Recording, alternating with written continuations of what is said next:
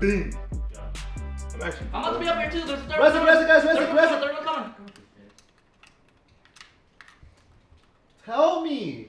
Wait, I got planes? That's We have someone else. only 4. Here. You shooting this dumbass. Keep running, bro. I'm dead too. He's hit. Dumbass. Bye.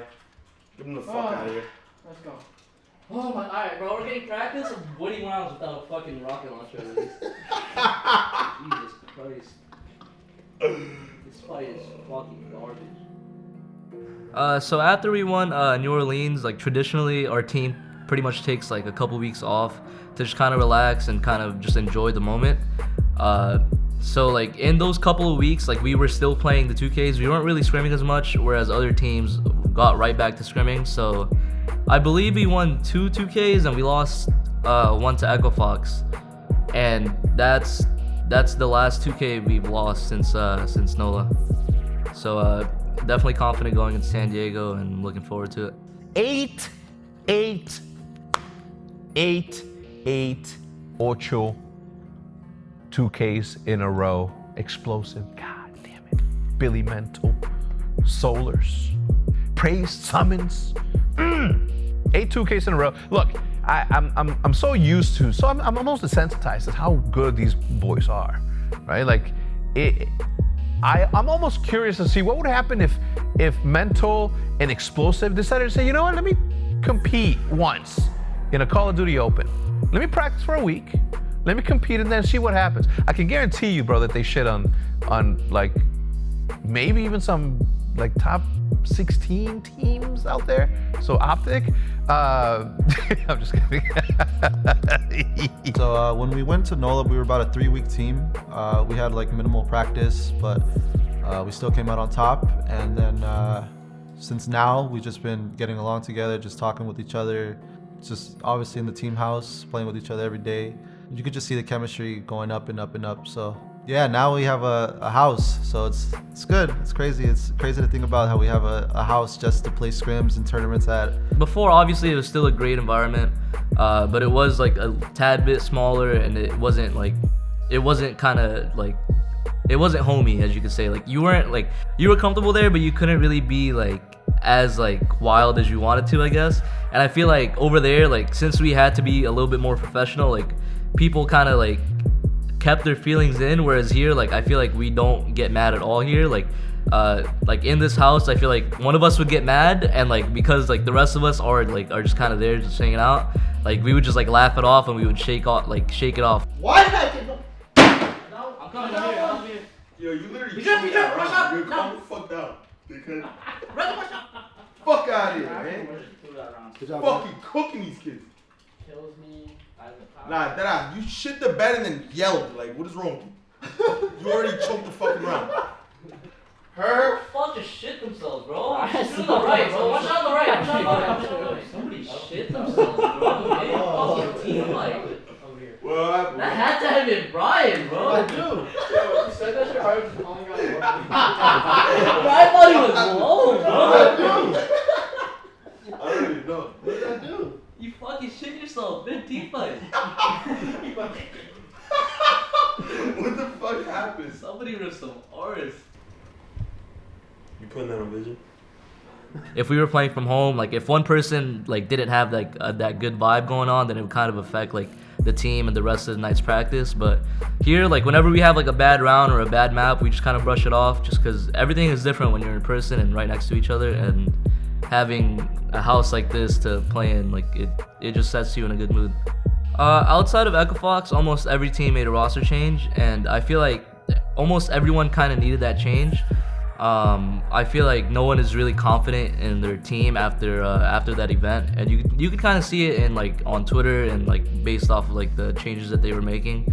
Hopefully like that change brings in more competition, because competition is always great. I feel like last event was probably the best event we've had since Gears of War 4 is like released. So hopefully we can keep that trend going. It definitely feels great to be consistent. I think the most heartbreaking thing would be like to win an event and then just completely like place like top 16 or something the next. I don't know. I feel like a lot of our consistency just comes from our hunger and like our dedication to the game. like I said, I feel like our players kind of understand like the game a lot more than like everybody else. Like there's that gap in between us and like everybody else, and you could pretty much see it throughout the history of like our time playing with each other. So I mean, yeah, it feels good. Things have progressed so much in Gears from when we first stepped into the scene to where they are now. Now we have MLGs, obviously, like now running the tournaments. The tournaments are growing. Every single tournament you see like higher viewership. You see more people attending. So I think this year or 2019 is going to be like the ultimate season for Gears, and I'm psyched about that. We go to San Diego tomorrow. For you fans coming to San Diego, make sure you guys come up to us. We love taking pictures, signing autographs, anything like that. We appreciate you guys' support in the crowd, in the Twitch streams. It means a lot to us. So we thank you guys from the bottom of our heart. Thank you.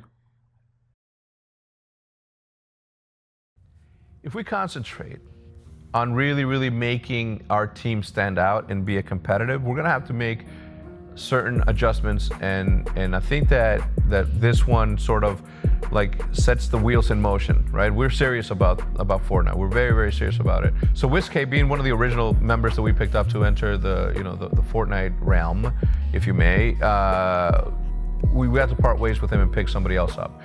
Gunfly, who's this like up and coming hotshot 17-year-old like god.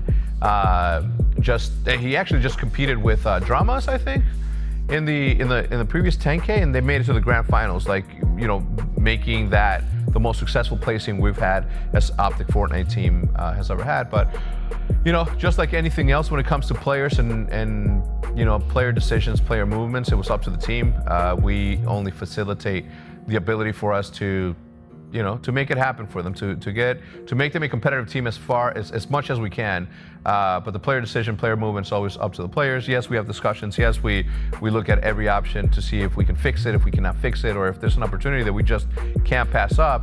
We just have to make the movement. We have to allow them to do what it is that they do. They're in the front lines. They're the ones that know this. Now, I do punish myself a lot for, you know, for maybe not trying a little bit harder in the change that came for Call of Duty.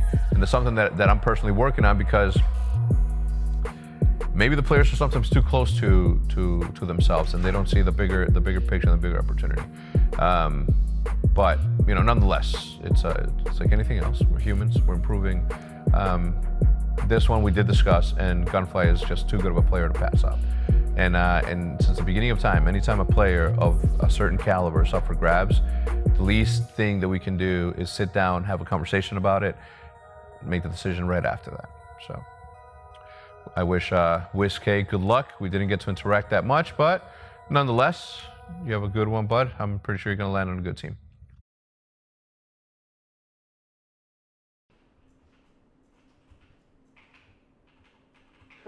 Guys,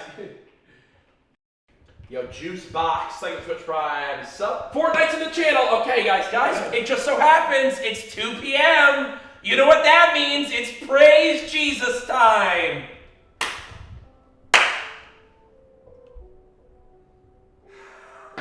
You can't keep me active before that. I'm sorry, I've cursed 4 times today, okay?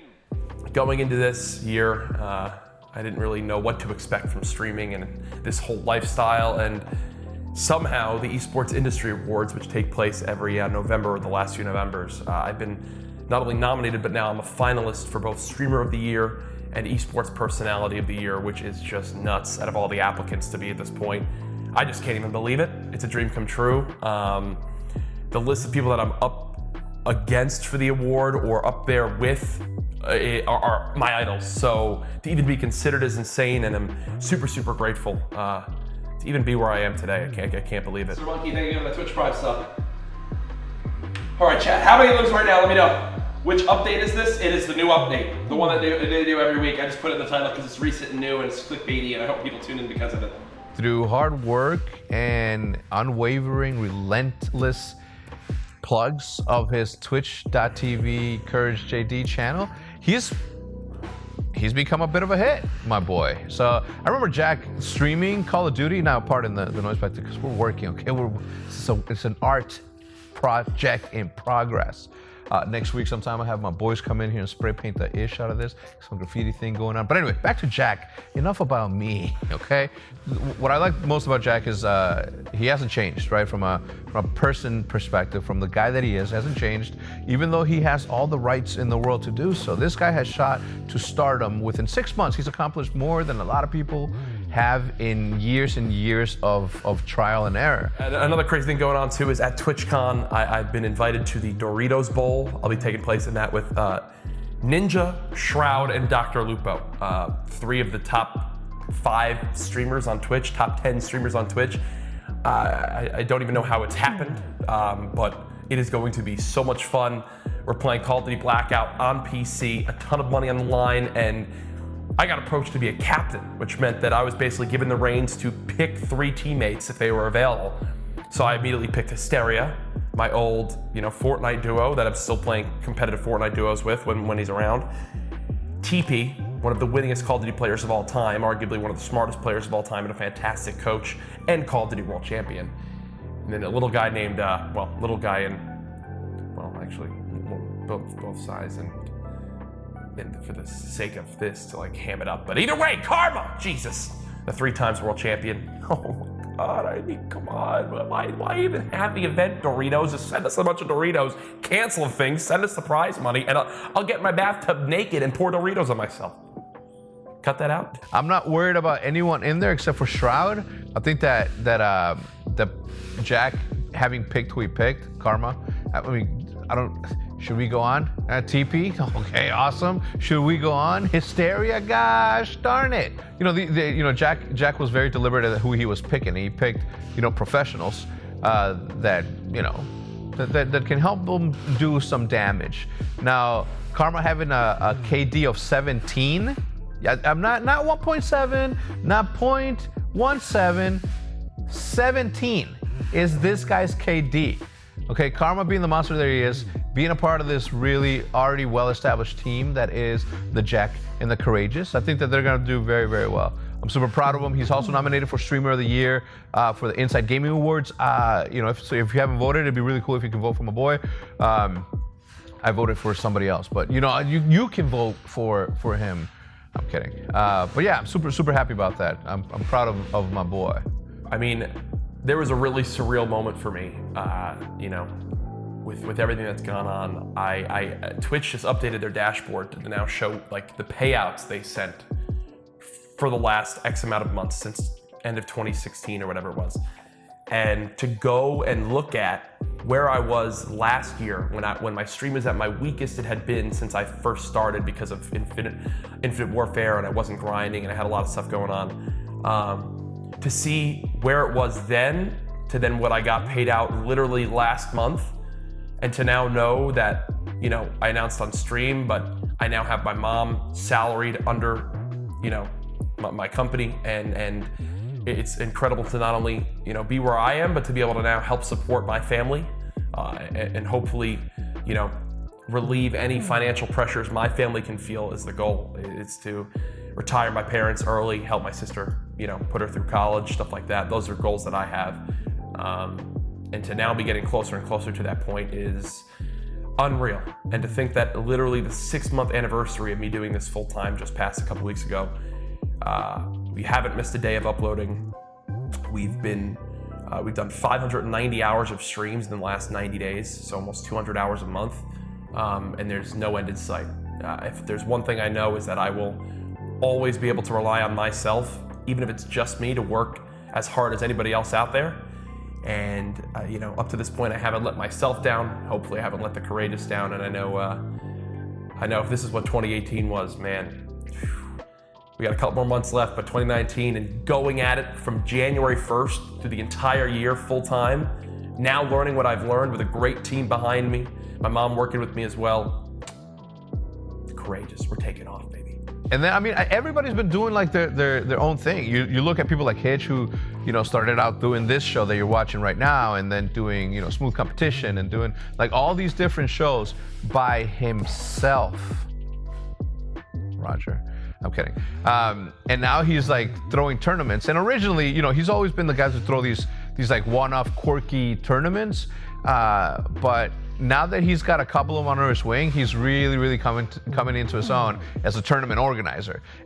So it is the off season of Call of Duty, which is usually when I start throwing some throwback tournaments. I've done it 2 years in a row now, and sandwiched in between the third year. So last Saturday, went over to the UMG studios. We threw an 8-team invitational, which I didn't think was going to take a lot of time, because our 16-team invitationals have been from 3 p.m. to like 1 in the morning. So I thought it was gonna be shorter, like we're gonna end at 8, but we ended up ending at 1 in the morning as well. But UMG did a very good job with all of the graphics and the transitions, and it was on the UMG Twitch channel last weekend, and this coming weekend we're having a Black Ops 3 throwback, and it's going to be on my channel, so it's going to be a lot less professional. In fact, it's probably not going to be professional at all, like not even a little bit, but it's going to be a lot of fun. It's going to be like what we've done the last few years with Jack and I. I don't think officially Jack is going to be there, but I'm going to ask him if he can swing by. So hopefully he can swing by for the Black Ops 3 throwback.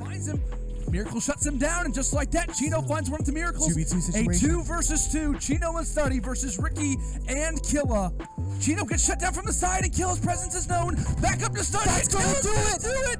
Killa with a 2-piece. Killa's gonna make it happen, as he will find the final 2 kills, and who other than Adam Sloss, the bald eagle, soaring throughout. As of shooting this now, I have 9 teams for the Black Ops 3 throwback, and they are some powerhouse teams. We're not going back and doing what we did last week with the Ghost teams, where it's old rosters. It's just gonna be a typical throwback game, and anybody can play with anybody. And so I'm gonna get 15 teams, and actually UMG is hosting a qualifier for that 16th spot. So if you want to play against some of the best players in the game in Black Ops 3, make sure to play in that qualifier tournament on Friday, and then the throwback tournament is on that Saturday.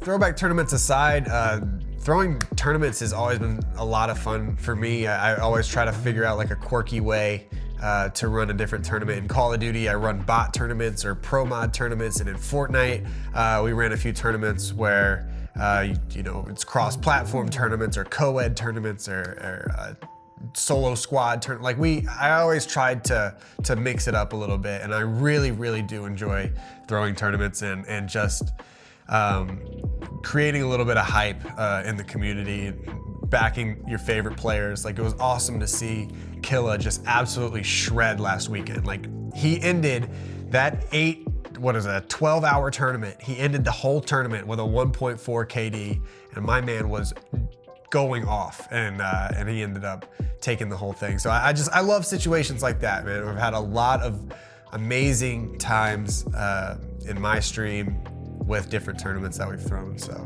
it's been a lot of fun. I can't wait for Black Ops 4 and Blackout, especially Blackout.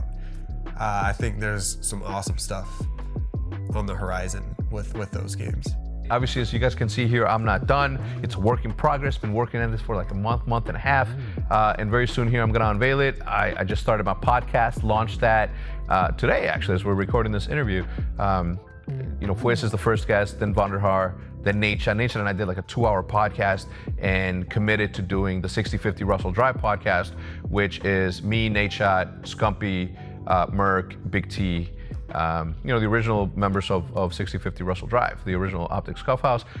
You know what? I sat down, spoke to 2 hours, and in those 2 hours, I'm like, yo, can you donate an hour a week of your time to sit down with your ex-roommates and just have a podcast? It talks about current affairs and all that stuff. I'm super excited about that. Content. Gosh darn it, was I born to do this. I love it, man. Everything about it. Every single bit of thing that happens in my life can be attributed to the storyline that's happening across the entire Optic brand. And that is the point. So once this is up and running, you might see me come back, do some crazy shit. That's how I get down.